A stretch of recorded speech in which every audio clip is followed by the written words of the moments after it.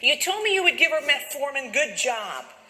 But before you can prescribe metformin, you need to check some labs. And I want to know what you're going to check. You don't need a CBC to prescribe metformin. You don't need to know a B12 or vitamin D level. You 100% need to know what her GFR is, circle number 4. You 100% need to know that you got a working liver. You must look at her ALT and AST. Do you need to know her BUN and creatinine? No, we don't dose metformin based on a BUN or creatinine. We look at a GFR. So I'd circle number 4 and I'd circle number 5. We all good?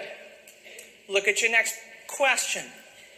The NP has prescribed metformin, 850 milligrams of immediate release metformin, and you're giving it to her twice a day. On day 3 of metformin, the patient calls the office and says, I am having profound diarrhea. And it's really not a laughing matter. The question is, how should this be managed? Now, you're going to have a load of patients who tell you, once you prescribe metformin, I'm having GI problems. Now, they don't all have profound diarrhea, but I need to make sure that you know how to manage it. Because it's such a common problem, you got to have a good strategy. So it's a select all that apply. Number 1 says, stop metformin for a day and restart it. What you really need to be able to do is stop her metformin until her diarrhea stops. Then I want you to restart it once daily instead of twice daily.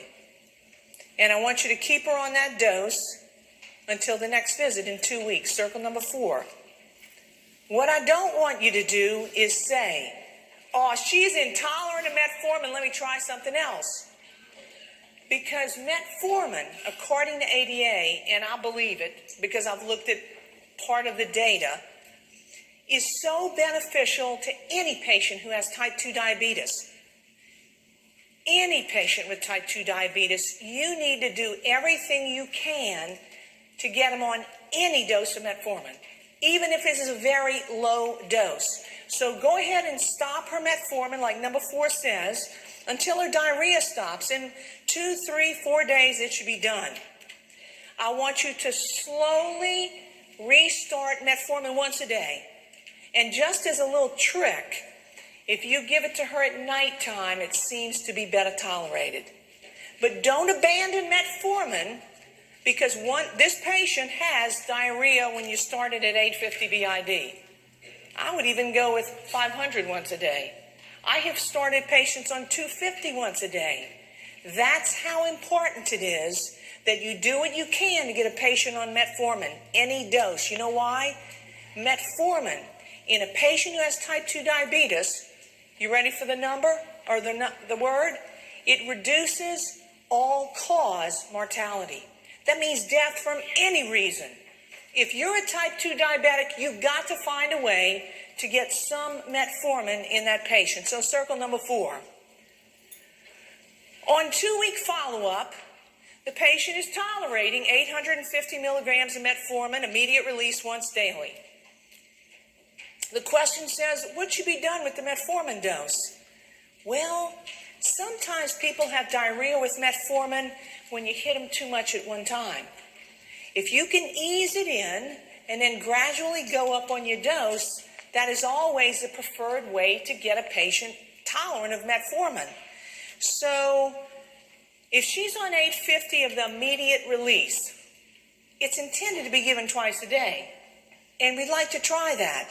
So why don't we prescribe the metformin twice a day using 850 milligrams, and let's see how she does. You got it? Circle number 2.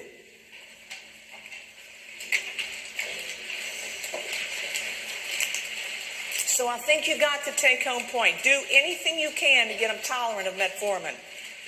Look at your next patient. A 76-year-old male has a BMI of 33. He's on 1,000 of metformin twice a day. His A1C goal is less than 7.5%. He's on lisinopril with HCTZ. He's on levothyroxine. He takes 2 puffs of Spiriva daily, and he's got his rescue med named albuterol. He's on Flomax, he takes pravastatin, 2,000 of vitamin D, and he's on 12.5 milligrams daily of metoprolol because he has a history of heart failure. His blood pressure, I feel pretty happy about. Heart rate is 62. While it seems low, what might account for his 62 heart rate? The metoprolol, right? The metoprolol. Respiratory rate seems fine. Here are his labs. And we have 2 for you to compare. 6 months ago, let's look at what he did 6 months ago. A1C 6.9%. BUN and creatinine GFR was good. Potassium was good because he's on that ACE inhibitor. He is on an ACE inhibitor, right? Yeah, lisinopril. All right, so we're looking at his lipids. Low HDLs, triglycerides. I'm looking at an A1C of 6.9% and a fasting glucose of 105. All right, so I feel pretty comfortable with his numbers. 6 months later is today. His A1C has gone up to 8.1%. Kidney function still good, potassium still good. His lipids really hadn't improved. In fact, I would say his lipids are worse because his trigs have gone up to 183. His fasting glucose matches his increase in A1C, and I don't like that one bit. And it doesn't seem to be a thyroid problem because his TSH is 2.5. So this was our guy who was 76 years old on metformin. He belongs to a category of people that we call special people. Special people because he's an older adult. And when you take care of any older adult who has diabetes, there is a principle that always guides your move, your next move with them. And the principle is this: you never, ever want an older adult with type 2 diabetes or type 1 diabetes to have a hypoglycemic episode. You don't want that to happen in an older adult. And the reason you never do is because cognitively they don't bounce back like you or I would.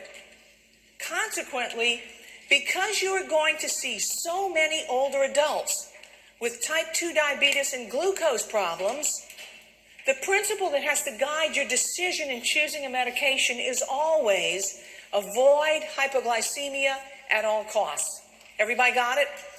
All right.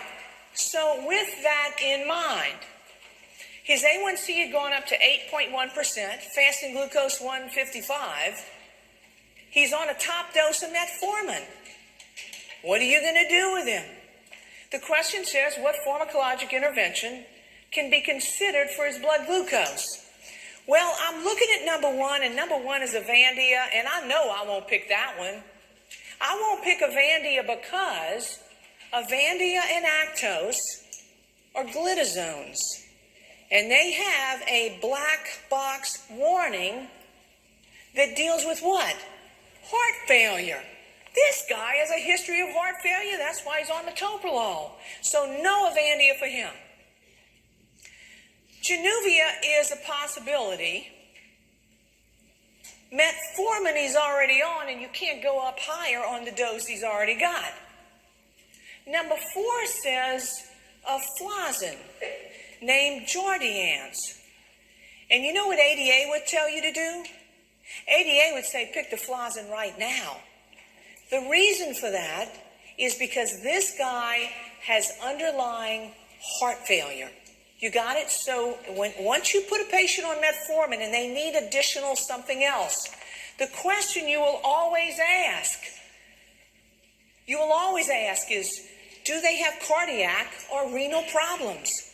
Because if the patient's got underlying ASCVD, if they've got heart failure, if they've got chronic renal disease, ADA says after metformin, your next drug class has got to be one of these flazins. Everybody see it?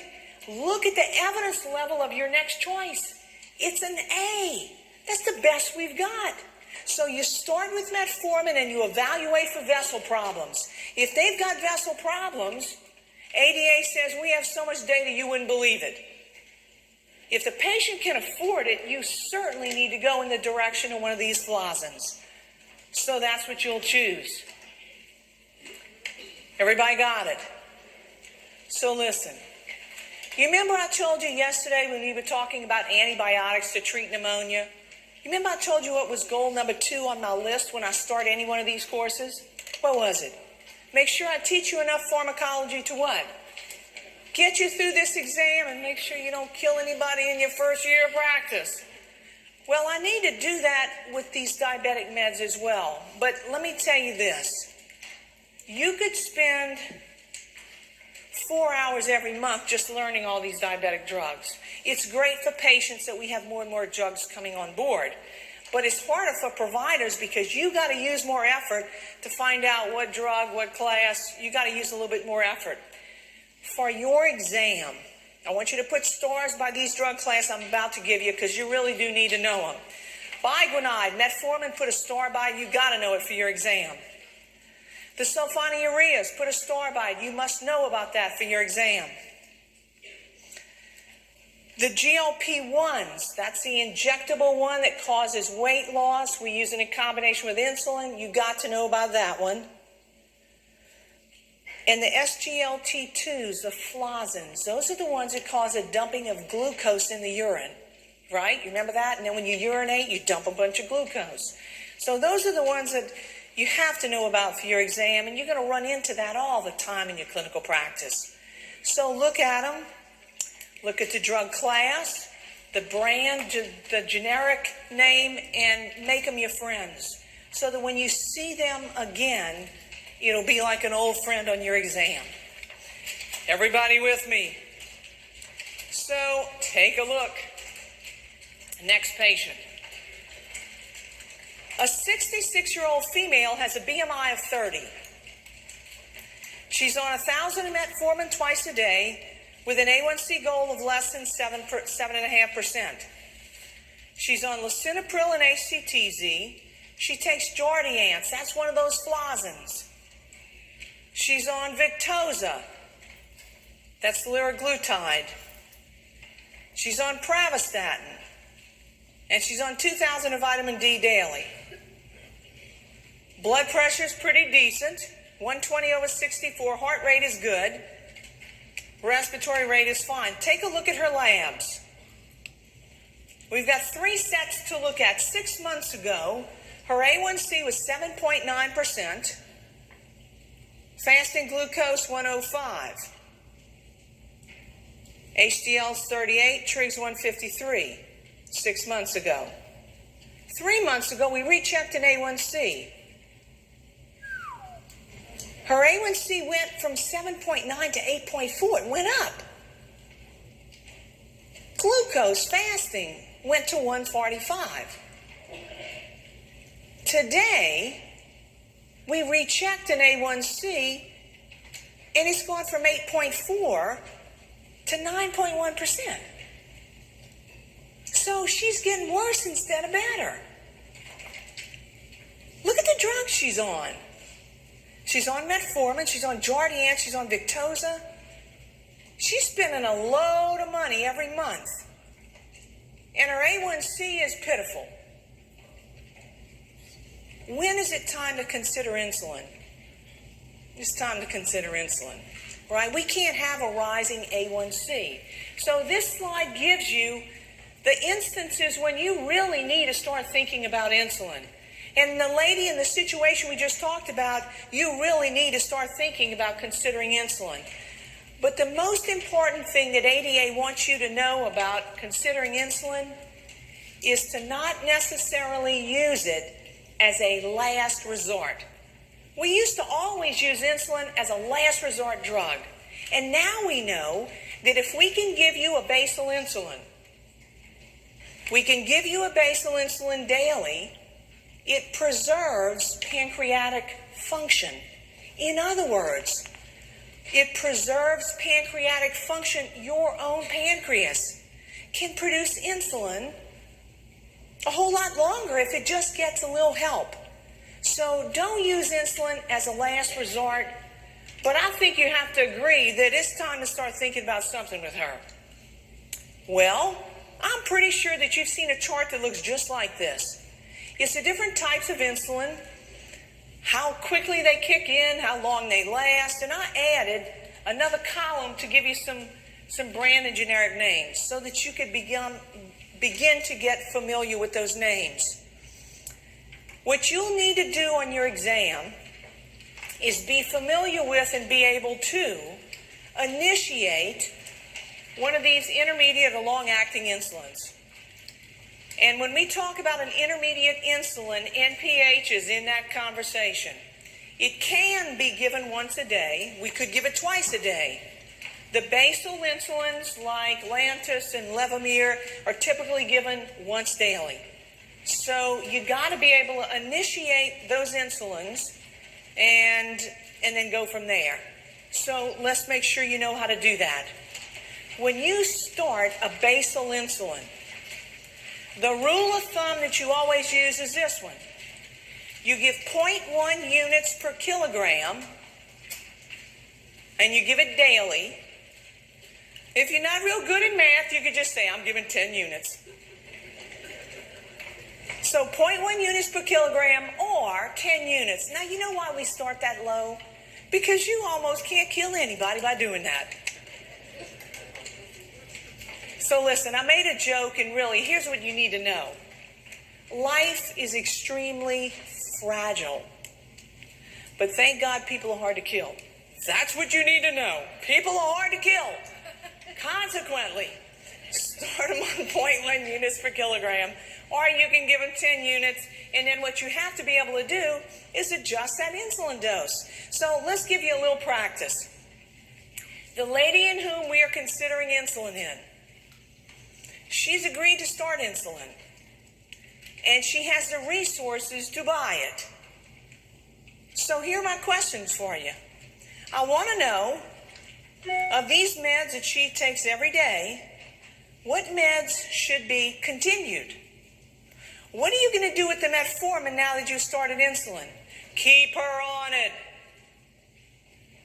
What are you going to do with the blood pressure medicine? Well, for sure you're going to keep that. What are you going to do with that Flazin? Jardiance? We can continue it. What do you want to do with her liraglutide? You can continue that as well. Pravastatin, what you going to do with that? I'm keeping her on it. And her vitamin D, I'm keeping her on it. Now here's the deal. This lady has what I call Cadillac insurance. She has Cadillac insurance. What are you going to do for somebody you start on insulin who might be on this regimen and she does not have Cadillac insurance? You're going to keep her on her metformin. You're going to stop her Jardiance. You're going to stop her liraglutide if she doesn't have any money. But you got to give her insulin. You're just going to have to give more. You follow me? So when resources are not an issue, I would keep her on all of those because it'll limit how much insulin I have to give her. But if she has no money, or she's got limited resources, or both, metformin is cheap and it's going to end up saving her life. But I got to get her off that Jardiance and I got to get her off the liraglutide and start insulin. Y'all got it? All right, so that's what you do if she's got limited funds.